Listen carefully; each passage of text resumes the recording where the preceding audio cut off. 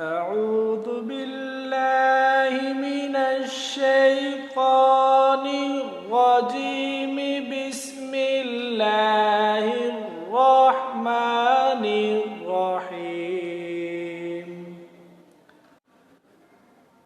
الحمد لله الذي وهب لي على الكبر إسماعيل وإسحاق إن ربي لسميع الدعاء. رب اجعلني مقيم الصلاة ومن ذريتي ربنا وتقبل دعاء.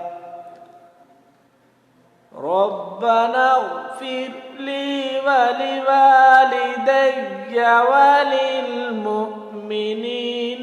يوم يقوم الحساب. آمنت بالله صدق الله